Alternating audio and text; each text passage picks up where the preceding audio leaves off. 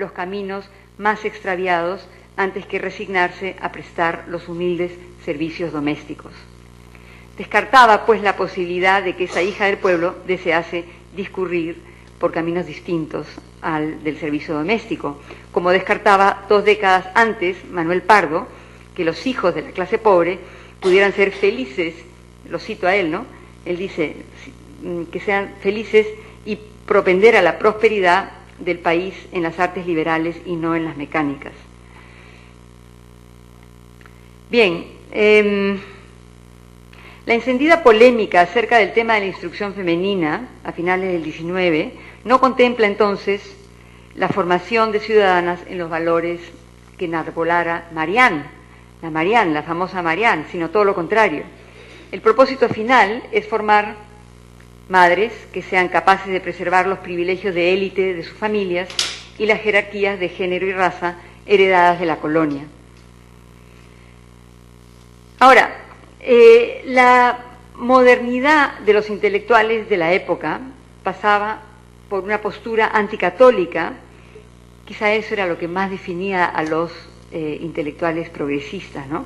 La postura anticatólica que les exigía diferenciarse de las rígidas posturas del clero, pero que no cuestionaba el rol exclusivo de la mujer al interior de la familia.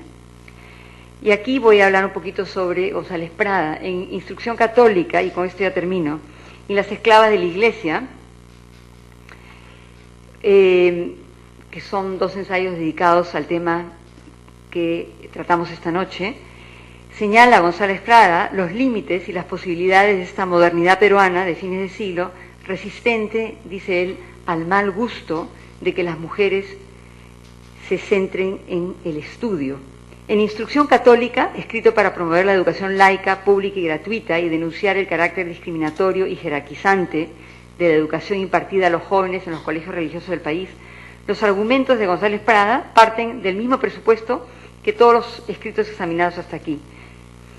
La novedad en el discurso de González Prada reside en la ferocidad con la que descalificará a las monjas como maestras de las futuras madres de la nación, por no saber ellas de maternidad, porque son vientres, esta es una cita de él, que no sintieron el placer de la concepción ni el dolor del alumbramiento. Son por lo tanto corazones cerrados al amor humano. Maternidad y amor siguen siendo, pues, el leitmotiv, ¿no?, de este proyecto educativo de González Prada. Y finalmente, es un poco largo, así que voy a resumirlo. En Las esclavas de la Iglesia, el título del ensayo se refiere, las esclavas son las mujeres, todas las mujeres, que tienen una relación malsana, perversa, dice González Prada, con la Iglesia. Por eso que decía yo al principio acerca de que su cómplice es el sacerdote y no el marido. Y dice que la función de una política educativa moderna sería la de arrancarlas a ellas de esta influencia del clero y enseñarles a no identificarse, a ellas, a las mujeres, con su torturador. El torturador es el sacerdote que las dirige, pues, hacia un régimen un régimen muy severo para limpiarse del pecado, ¿no? Pero hay todo un leitmotiv en este ensayo en el que pareciera que anunciara, un poco avant la lettre, la idea del síndrome de Estocolmo, ¿no?, en el sentido de que las mujeres, y él está hablando aquí de las mujeres de élite, se identifican tanto con su torturador que es preciso mantener el tutelaje masculino en la figura, sobre todo, en la figura, en realidad no sobre todo, en la figura exclusiva del marido y no del sacerdote. Entonces, de vientre reproductor a sujeto que cultiva con el enemigo un vínculo de complicidad, un síndrome de Estocolmo, es lo que propone González Prada. Siendo incuestionable que la mujer amante, dice él, lo cito, quiera ser dominada y poseída, es responsabilidad del hombre laico, con elevación varonil y acción enérgica, dice González Prada, el redimirla de esa dinámica de dependencia frente al sacerdote. Bueno, claro que hay líneas bastante más interesantes en el discurso de González Prada, pero creo que el centro de sus preocupaciones está en lo que yo acabo de resumir. Finalmente, ya para cerrar, de lo que se trataría entonces no es de la libertad de elegir su propio destino como universitaria, artesana, telegrafista, viajera o madre, tampoco de la conquista de esa libertad de ciudadana que detentaban las mujeres del norte, que los escritores mencionados celebrarían con devoción. De lo que se trata para González Prada, en Las esclavas de la Iglesia, no es sino de la libertad dudosa, por decirlo menos, de construir un hogar distinto al hogar católico, un hogar donde se abandone, y lo cito, el dogma por la razón, donde reine la acción redentora del marido y no la del sacerdote manipulador. Si en González Prada no abunda la ironía que sí desplegará Mariátegui acerca del tema, en su retrato de la Nurse y Fea, por ejemplo, y de la cuarentona calabaceada, ambas engolfadas en el estudio de problemas tremendos y en la solución de áridas y groseras cuestiones como forma de escapar de una soltería oprobiosa, es porque en su imaginación de fin de siglo las mujeres no encajan en otro espacio que en aquel donde podrán reinar como verdaderas madres capaces de crear hombres nuevos, hombres republicanos. Así pues, resulta tan innecesario que se abran las puertas de la universidad para que el hijo del pueblo aprenda el oficio de artesano, como para que las mujeres aprendan a leer para sí mismas. Mujer y artesano se encuentran en su destino subalterno.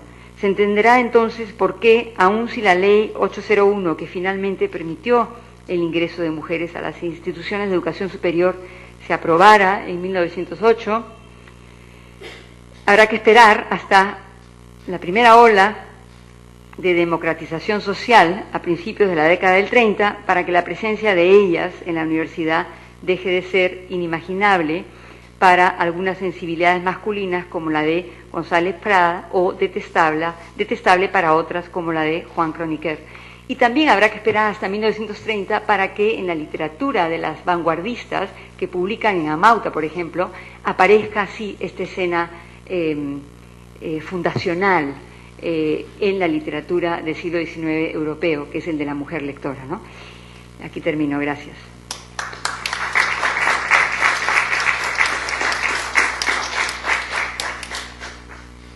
Muchas gracias, Francesca de Negri, por esta exposición que nos ha, sin duda, planteado dudas y algunas decepciones, porque parece que tú has querido subrayar a autores más bien progresistas, habiendo escrito textos particularmente hostiles a la emancipación intelectual de las mujeres. Es decir, pienso en González Prada y en Mariátegui, si bien el texto de Mariátegui que tú has citado ha sido escrito cuando tenía 19 años, o sea que hay que tener también comprensión hacia lo que un muchacho de 19 años escribía.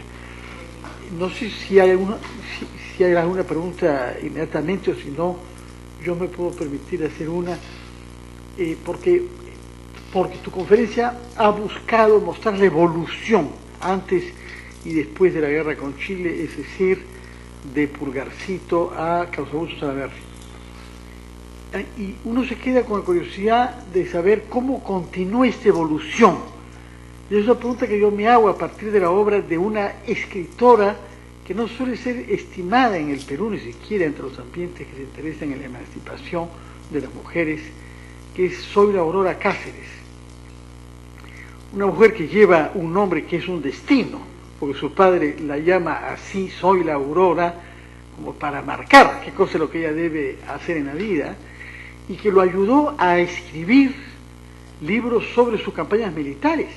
Pero esta mujer, hija de este monumento militar y político, 2 veces presidente de la República, embajador aquí y allá, se casa con el más vicioso y con el más mujeriego de los escritores latinoamericanos de Francia. La persona que admira a Vallejo por encima de todos cuando él llega a París 20 años después.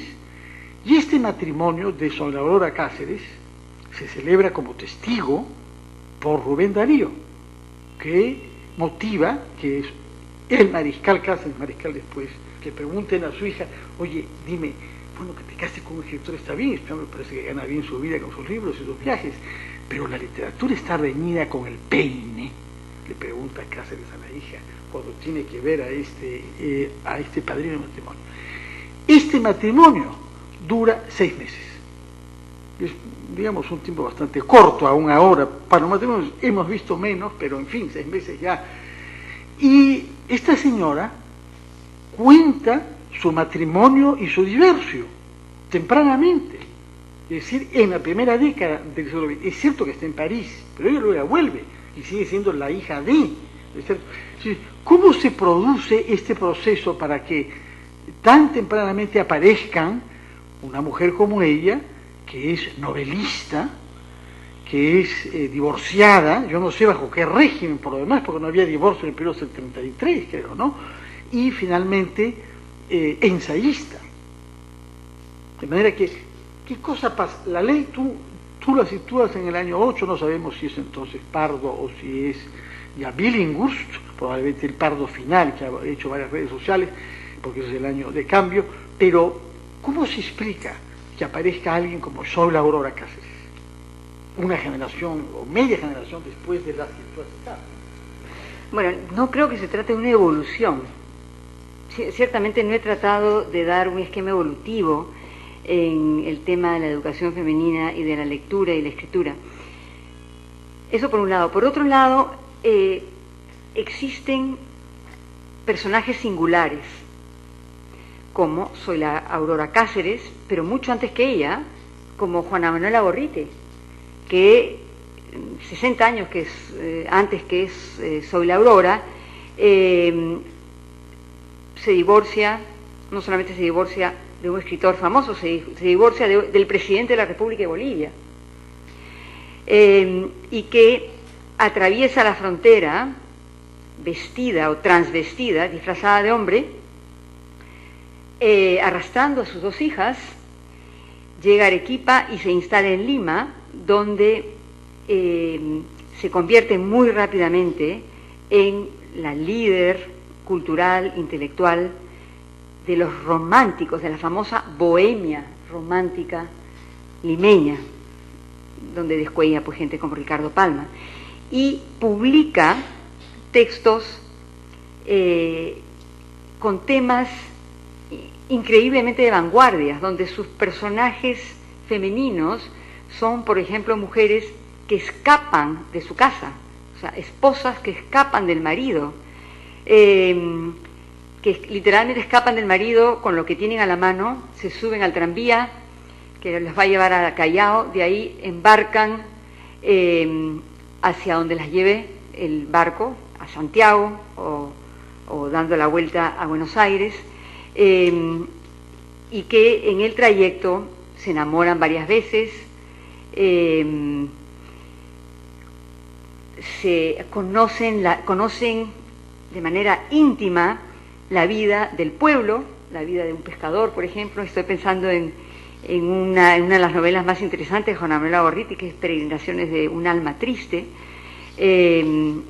o del Gaucho, en fin. Entonces, y a pesar de estas novelas heterodoxas, por decirlo menos, muy apartadas de ese espíritu canónico de Mato o de González de Fanning, sin embargo, Juana Manuela publica y discursea como quiere